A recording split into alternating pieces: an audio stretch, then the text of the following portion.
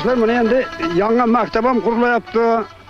O'zgarishimiz juda yaxshi bo'lyapti o'zgarish. Mana qulf solayapti yangi. Shuni mana Savxoz rahbarlari boshlig'ida bo'layaptilar, hammasi ham rahbarligida. Gaz olib keldik. Suv vodoprovod bo'layapti. Ko'chalarimiz butun asfaltlanib, yaxshilayapti. Bozorchilik, chorvachilik hammasi mana tasarruqlarimiz mo'l-ko'l bo'lib shuni obodchilikqa kelyapmiz. Yana 1-2 yilda toza to'kin chashinchilik bo'lib ketadi, xudo qalasa. Bu kelajak yaxshi bo'ladi, juda yaxshi bo'lib ketadi kelajagimiz, xudo qalasa.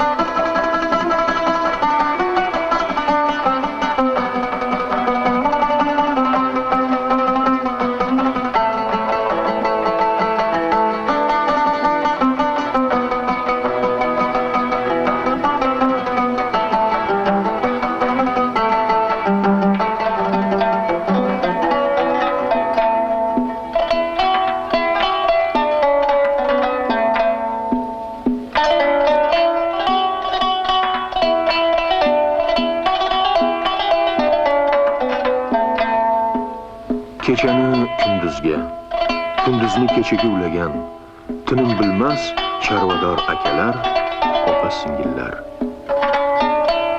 Toshkent u azimdek katta shaharda tongi dasturxonga sut qaymoq tortilishi mana shu qorako'z chorvador qiz yigitlarimizning tinimsiz mehnatiga, tunni kunga ulashiga bog'liq.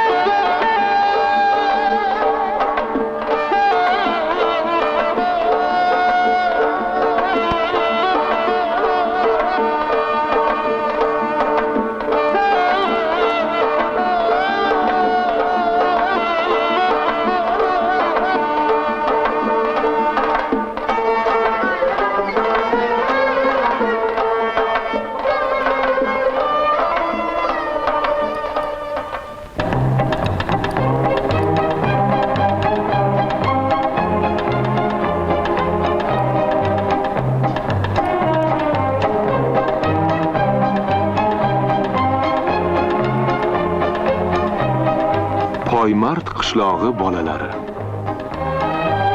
Baxtiyor bolalarni ko'rib diling quvonadi. Lekin bu shart-sharoitlarni yaratib, bunyodga keltirguncha poymardlik ota-onalar ne qiyinchiliklarni boshidan o'tkazmadi. Bugungi har bir quvonchli kunlarning boshida inson mehnati turibdi. Inson hayoti shunaqa. Men bolamga, bolam bolasiga deydilar. Har bir ota-ona farzandi uchun jonini jabborga berishga tayyor. Mulki borliq ichra bir mahal ko'rksizgina olam yaralgan.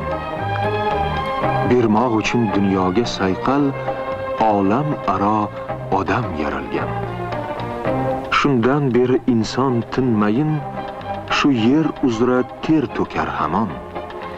Yerni go'zal qilgani sayin go'zal bo'lar o'zi ham inson.